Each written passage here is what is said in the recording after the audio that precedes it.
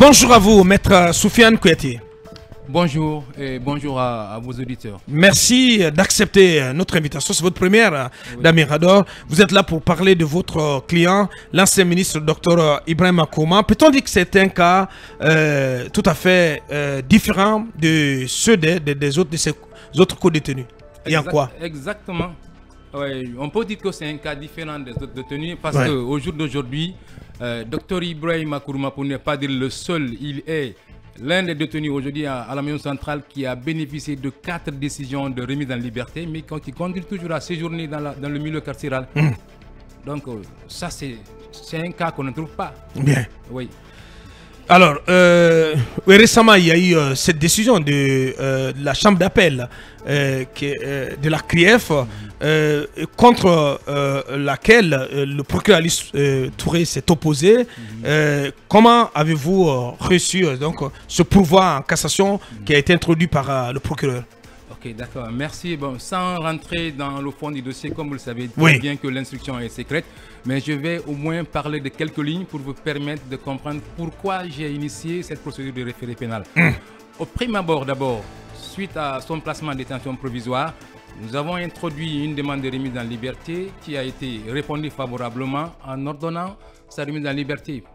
Parce qu'en ce moment, les juges de la chambre de l'instruction ont jugé nécessaire que sa détention n'était pas nécessaire pour la manifestation de la vérité ou pour le reste de la procédure.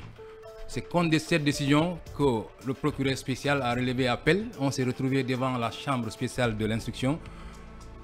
La décision même, la même ordonnance a été confirmée. C'est maintenant c'est comme ça qu'il s'est pourvu en cassation.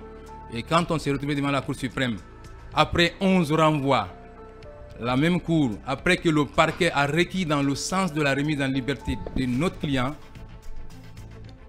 la première chambre correctionnelle de la Cour suprême a miraculeusement cassé ce arrêt en nous renvoyant devant la même chambre spéciale de l'instruction, autrement composée, ce qui n'est pas faisable. Parce que la chambre là n'est pas sans savoir qu'au niveau de la CRIEF, il n'y a qu'une seule chambre spéciale de contrôle de l'instruction et que cette chambre est composée de 4 magistrats qui siègent en collégialité, c'est-à-dire 3 magistrats par audience. Et comment est-ce qu'on peut recomposer cette chambre autrement sans que ces magistrats ne prennent part à une autre audience? Donc on s'est retrouvé face à un blocus, donc il fallait, en notre qualité d'avocat, trouver une solution encore pour sortir notre client de cette situation. C'est ainsi que j'ai attaqué le mandat par voie de référé pénal parce que ce mandat était frappé de caducité. La loi dit, l'article 236 et 38 dit que le mandat c'est 4 mois renouvelable une fois. Mais au jour d'aujourd'hui, Dr Ibrahim Makourma a fait plus de 16 mois. 16 mois de détention. 16 mois de détention. A-t-il déjà été présenté à un juge ou pas? Effectivement, oui, il a été présenté au magistrat de la chambre de l'instruction, qui l'ont entendu.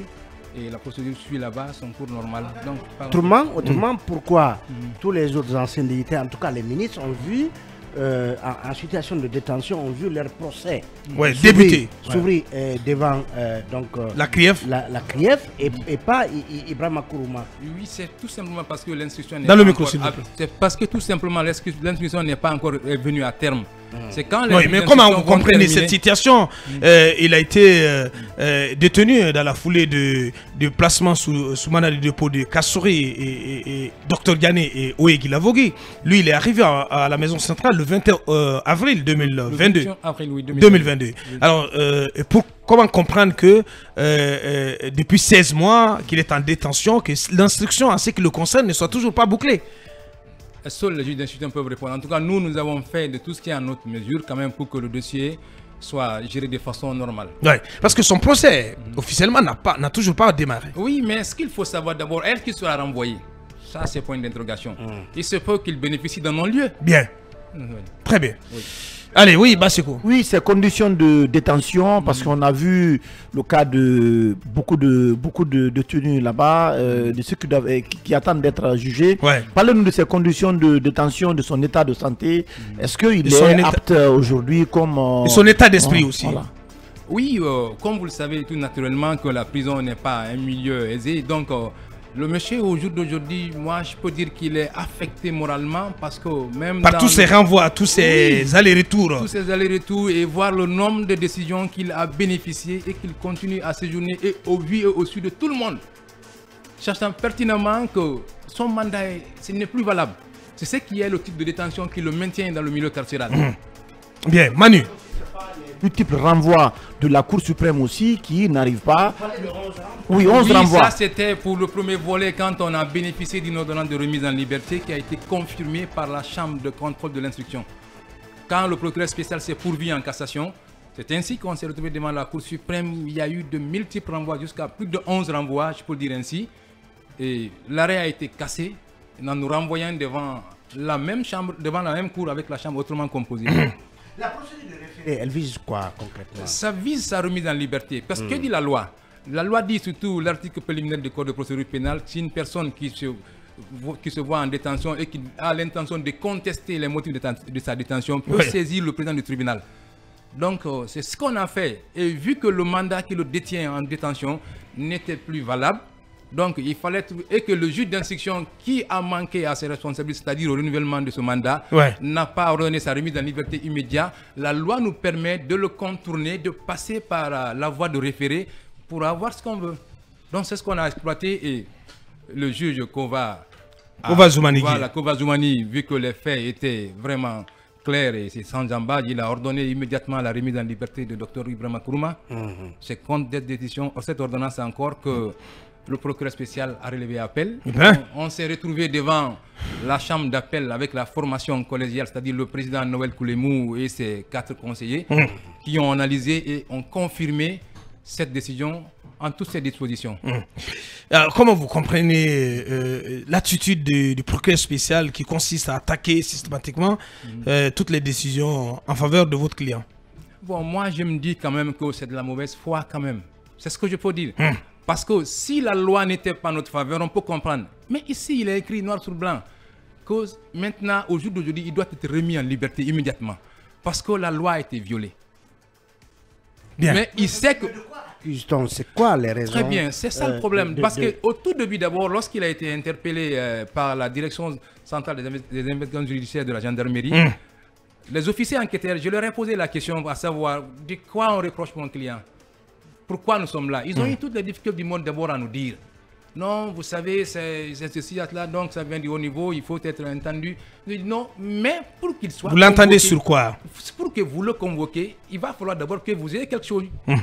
De quelle infraction on le reproche? Que vous le reprochez quelque chose. Ce jour, ça a chauffé, sauf vers la fin maintenant, on dit non, c'est pour contrôler la gestion ou le détournement. C'est vers la fin qu'ils ont parlé de détournement des deniers publics. D'accord, de détournement des deniers publics. Qu'est-ce qu'il a détourné et combien? Jusqu'à date, mon client et moi ne savons pas ce qu'il a détourné. Jusqu'à date, mon client et moi... Officiellement, c'est quoi les charges portées contre lui? Détournement des deniers publics, blanchiment de capitaux et corruption d'agents publics. Concrètement, c'est ça, la gestion de son budget en tant que ministre qui lui est reproché ou l'acquisition... Il dit qu'ils ne savent pas, et lui et son client. Ils disent maintenant là que c'est détournement des deniers publics. Blanchiment des capitaux. Mais portant sur quoi concrètement? C'est ce qu'on ne sait pas. Jusqu'à date, mais qu'est-ce qu'on vous a dit? Qu'est-ce qu'on vous a dit durant l'instruction? Durant l'instruction, c'est l'infraction qui lui est reprochée finalement. Mais pour qu'on reproche de telle infraction à une personne, pour qu'on reproche de telle infraction à une personne, il faudrait d'abord qu'on chasse quel est le montant ou le bien qu'il a détourné. Ou ça porte sur quel dossier, sur quelle affaire? Cela ne vous a jusqu'ici pas été brandi. Nous savons, bon, comme je ne peux pas rentrer en profondeur pour des raisons de caractère secret de l'information, c'est l'infraction en quelques mots qui lui est reprochée. Bien. Manu. La dernière fois sur ce plateau, on recevait le ministre de la Justice, Garde des Sceaux, qui expliquait la détention prolongée des autres comme Kassouri et les autres par le fait que leurs dossiers ont été renvoyés, donc ils ne sont plus dans la phase d'instruction, ils sont désormais dans leur procès, ce qui n'est pas le cas pour votre client, parce que jusqu'à aujourd'hui, il n'est pas encore renvoyé devant un tribunal, il obtient des mises en liberté qui ne sont pas appliquées. Qu'est-ce qui explique cela? Pourquoi il n'est pas devant un juge? Il n'a pas son mandat de... L'instruction s'éternise.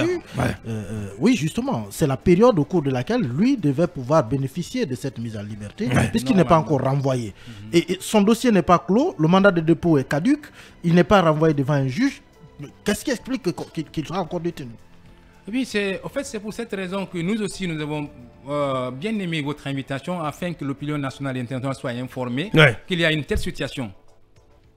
un citoyen qui est placé en détention pour une durée de 4 mois renouvelable une fois, et au jour d'aujourd'hui, ça fait 16 mois jour pour jour.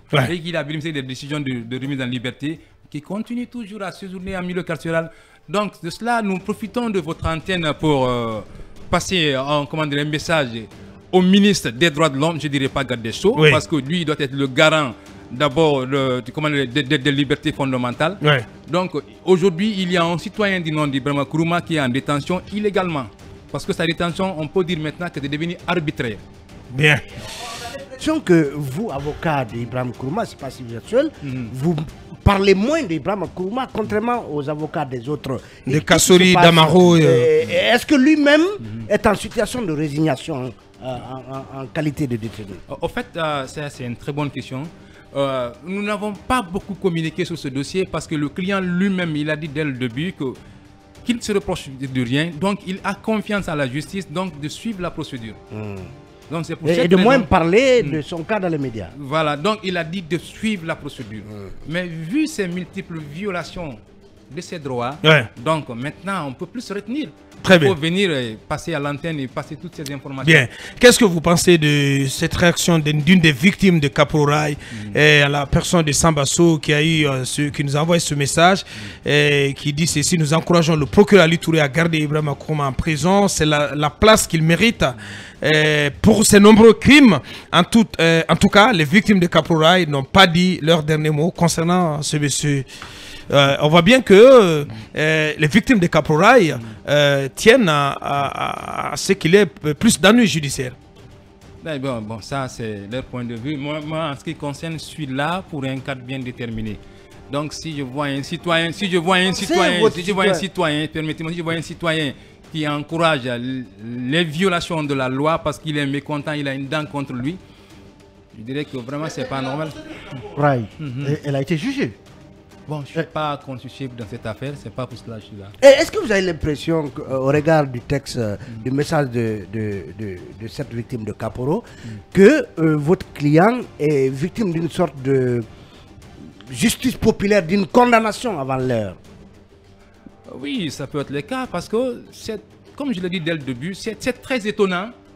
Très étonnant, voir qu'une personne bénéficie de ces nombres de décisions et qu'il continue toujours à rester en prison. Bien. Allez, il ne reste plus qu'à vous dire merci. Grand merci à vous. Maître Soufiane Kouyaté, qui était en notre compagnie, était notre dernier invité ce vendredi. Ça n'est terminé pour aujourd'hui et pour cette semaine. Demain, vous serez avec l'équipe de l'Amazone, Rissatoso, dans le cadre de Mirador Mix pour boucler la semaine. Nous serons de retour lundi par la grâce de Dieu pour continuer l'aventure avec vous. Merci à Tidiane Kamara, mais aussi à Ibrahima Silla qui ont conduit cette émission au plan technique. Merci de votre attention et pour toutes ces semaines, vous restez à notre compagnie. Les programmes continuent sur Film Guinée. Guitindirin, le débat en langue poulard dans un court instant. Merci de l'attention, prenez soin de vous. Bon week-end sur Film Guinée. Au revoir.